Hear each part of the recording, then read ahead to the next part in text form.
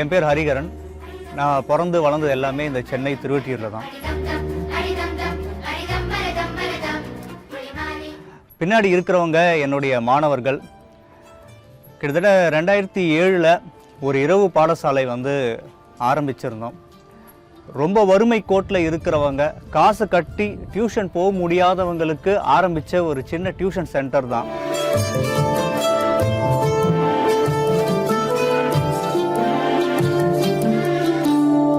இனிஷியலாக ஒரு 7 மாணவர்கள் அந்த இரவு பாடசாலையில் ஜாயின் பண்ணியிருந்தாங்க. இன்றைக்கி 17 வருஷம் இது நடந்துகிட்ருக்கு. 17வது வருஷம் முடிஞ்சு 18வது வருஷத்தில் நாங்கள் ஸ்டெப்பின் பண்ண போகிறோம். கிட்டத்தட்ட 4500 மாணவர்கள் படிச்சுட்டு போயிருக்காங்க. ஸோ இந்த இரவு பாடசாலையுடைய முக்கியமான ஒரு கோல் என்ன அப்படின்னா, இங்கே எந்த அளவுக்கு பள்ளிக்கூடத்தில் இருக்கிற கல்வியை கொடுக்குறோமோ அதே அளவுக்கு வாழ்வியல் சம்மந்தப்பட்ட கல்விகளை நிறைய தரணுன்றது தான். ஸோ அந்த ஒரு விஷயம் மட்டும்தான் எங்களுக்கு ஒரு பெரிய பலமாகவும் இருக்குது, இன்னும் இருந்துக்கிட்டே இருக்குது. இந்த டியூஷன் சென்டர் ஆரம்பிக்கிறதுக்கு ஒரு மிகப்பெரிய ஒரு காரணம், இல்லைன்னா ஒரு டேர்னிங் பாயிண்ட். ஏன்னா இனிஷியலாக இந்த சமூக சேவை செய்யணுன்ற ஆர்வம் எனக்கு வர்றதுக்கு காரணமே யாருன்னா எங்கள் அம்மா தான். ஸோ அவங்களுடைய ஒரு தாரக மந்திரம் என்னென்னா, உங்ககிட்ட யாராவது இல்லைன்னு சொல்லி வந்தால் நீ இல்லைன்னு சொல்லி அனுப்பாத. அதுதான் அவங்களுடைய ஒரு பெரிய தாரக மந்திரம். எனக்கு ஒரு பெரிய விமர்சனம் என்னென்னா, இந்த இரவு பாடசாலை ஆரம்பித்த காலத்தில் தெரிஞ்சவங்க சொன்னது என்னென்னா, நிறைய டைம் வேஸ்ட், இது தேவையில்லாத ஒரு வேலை. ஏன்னா இவங்க ஸ்கூலுக்கே சரியாக போகாதவங்க, அப்படிப்பட்ட மாணவர்களை நீ கூட்டிகிட்டு 2 மணி நேரம் உட்கார வைக்கணுன்றனா அது சாதாரண விஷயம் கிடையாது. உன்னுடைய மொத்த எனர்ஜியுமே வேஸ்ட் பண்ணுற. அதையெல்லாம் தாண்டி இதில் ஒன்றுமே லாபமே கிடையாது. ₹1 உனக்கு ஒன்று ரிட்டர்ன் வரப்போகிறது கிடையாது. அதனால் இது டோட்டலாக ஒரு டைம் வேஸ்ட்டுன்றது கிட்டத்தட்ட ஒரு 7 வருஷத்துக்கு இது ஒரு பெரிய விமர்சனங்கள் இருந்துச்சு. அந்த விமர்சனம் 7 வருஷத்துக்கு அப்புறம் எப்படி கம்மியாச்சுன்னா, என்கிட்ட படித்த மாணவர்களே மறுபடியும் இங்கே ஆசிரியர்களாக வரும்பொழுது தான் அது கம்மியாச்சு.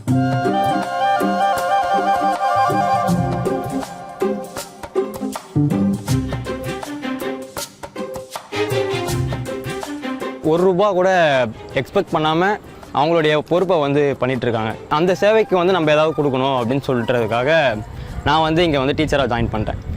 என்கிட்ட படிக்கிற மாணவர்கள்கிட்ட நான் எதிர்பார்க்குற ஒரு விஷயம், அதையும் தாண்டி இந்த இரவு பாடசாலையோட ஒரு நோக்கமும் அதுதான். என்னென்னா, இங்கே படிக்கிற வர மாணவர்கள் அவங்க படித்து முடிச்சுட்டு வெளியே போகும்பொழுது நல்ல மனிதர்களாக இருக்கணுன்றது, தனி மனித ஒழுக்கத்தை அவங்க கடைபிடிக்கணுன்றது தான். ஸோ அதுதான் மாணவர்கள்கிட்ட நான் எதிர்பார்க்குற ஒரு விஷயமே. என்னென்னா, அவங்க எந்த பொசிஷனில் போய் உக்காடுறாங்க, அவங்க எவ்வளோ பெரிய ஜாபில் இருக்கிறாங்க, அதெல்லாம் நான் பெருசாக பார்க்குறதில்ல. தனி மனித ஒழுக்கமும் அவங்க ஒரு மனிதத்தன்மையோடு நடந்துக்கிறாங்களான்றது மட்டும்தான். ஸோ இங்கே படித்த மாணவர்கள் நிறைய பேர் ஐடியில் ஒர்க் பண்ணுறாங்க, அதுக்கப்புறமா லாயர்ஸாக இருக்காங்க, அண்டு ஒரு சிலர் இப்போ ஐஏஎஸ் ப்ரிப்பேர் பண்ணிகிட்ருக்காங்க. மேபி இன்னொரு 1 or 2 இயர்ஸில் நல்ல ரிசல்ட்ஸ் எல்லாமே வந்துடும் நாங்கள் நம்புகிறேன். இதெல்லாம் தாண்டி இங்கே படித்து முடித்தவங்களே ஃபேஷன் டிசைனரெல்லாம் இருக்காங்க. அவங்கெல்லாம் இங்கே டீச்சர்ஸாக வராங்க. அதையும் தாண்டி காலேஜுக்கு போகிறாங்க. 12th முடிச்சுட்டு காலேஜ் போகிற பசங்க. ஸோ காலேஜில் போய் அவங்க வைக்கிற டிமாண்டே என்னென்னா, எங்களுக்கு டே காலேஜ் கொடுங்கன்னு தான் காலேஜில் கேட்பாங்க. காரணம் ஈவினிங் நாங்கள் இந்த மாதிரியான ஒரு டீச்சிங் நாங்கள் பண்ணிகிட்ருக்கோம். ஒரு நைட் ஸ்கூலில் சர்வீஸ் பண்ணுறோம், வாலண்டியர்ஷிப் பண்ணுறோம் வித்தவுட் எனி எக்ஸ்பெக்டேஷன் அப்படின்னு சொல்லிட்டு ஸோ வந்துட்டுருக்காங்க. ஸோ இங்கே படிக்கிறவங்க எல்லாரும் ஒரு நல்ல நிலைமையில் இருக்காங்கன்னு நினைக்கும் போது எனக்கு ஒரு சந்தோஷம் தான். இந்த டியூஷன் சென்டரை நாங்கள் ஆரம்பிக்கும் போதே கமர்ஷியல் நோக்கத்தில் அதை ஆரம்பிக்கல. காரணம் இங்கே இருக்கிற பேரண்ட்ஸுடைய சூழ்நிலைகள். ஏன்னா இது ஆரம்பிக்கிறதுக்கு முன்னாடி எந்த பகுதியில் இருக்கிறவங்களுக்கு இருக்கிற மாணவர்கள் ரொம்ப நீடிங்காக இருக்கிறாங்கன்னு போய் பார்க்கும்பொழுது, ஸோ அவங்களால மாதம் ஒரு பைசா கட்டி ரெகுலராக டியூஷன் வர முடியாதுன்றது எனக்கு நல்லா தெரிஞ்சுது. ஸோ அதனால் இதை முழுக்க ஒரு இலவசமாகவே நம்ம ஆரம்பிக்கலாம் அப்படின்றது தான். அண்டு ஒரு 17 வருஷமாக நடத்திட்டுருக்கோம். ஆனால் இது வரைக்கும் இதை கமர்ஷியலாக ஆக்கணுன்ற அளவுக்கான எண்ணம் இது வரைக்கும் வந்ததில்லை. ஒருவேளை கமர்ஷியலாக ஆக்கியிருந்தால் எனக்கு இத்தனை சொந்தம் கிடச்சிருக்காது. இந்த டீச்சர்ஸ்லாம் ஏன்னா படித்து முடிச்சுட்டு அவங்க போயிட்டுருப்பாங்க. எனக்கு அவங்களுக்குமே உள்ள நடுவில் இருக்கிறது அந்த மணியாக தான் இருந்திருக்கும். ஆனால் இன்றைக்கி நல்ல ரிலேஷன்ஷிப், ஒரு குரு சொல்கிறாங்க, காட்ஃபாதர்னு சொல்கிறாங்க, அண்ணன்னு சொல்கிறாங்க, நண்பன்னு சொல்கிறாங்க. ஸோ இந்த விஷயம்லாம் கிடைச்சது எதுன்னு பார்த்தீங்கன்னா வித்தவுட் கமர்ஷியலில் தான். ஸோ அதனால் இதை கமர்ஷியலாக ஆப்பனான்ற சிந்தனை எனக்கு சுத்தமாக இல்லை. ஸோ என்னுடைய நீண்ட நாள் ஆசை என்ன அப்படின்னா, 1 வருஷம் 2 வருஷம் இல்லை, 17 வருஷமாக நடத்துகிறோம். அது ஒரு சின்ன ஏக்கம் கூட என்னென்னா, எங்களுக்குன்னு சொந்தமாக ஒரு இடம் கிடையாது. நிறைய திட்டங்கள் வந்து செய்யறதுக்கு கூட பார்த்திங்கன்னா எங்களுக்கு வந்து ஒரு இடம்லாம் தேவைப்படுது. ஸோ அதனால் ஒரு சின்ன ஆசை அப்படின்னு பார்த்திங்கன்னா, எங்கள் இரவு பாடசாலைக்கு வந்து ஒரு இடம் இருந்தால் நல்லாயிருக்கும். அதுதான் எங்களுடைய ஆசை. எங்களுடைய மாணவர்களில் பாருங்கள், நிறைய பேர் வந்து நல்ல திறமை வாய்ந்தவங்களாம் இருக்காங்க. நல்ல சயின்ஸு சம்மந்தப்பட்டவங்க, தெரிஞ்சவங்க, ஒரு விஞ்ஞானத்தை நோக்கி போகிறவங்க அந்த மாதிரி இருக்காங்க. அதுக்கப்புறமா நல்ல பேச்சு திறமை உள்ளவங்க, இந்த மாதிரிலாம் இருக்காங்க நிறைய பேர்.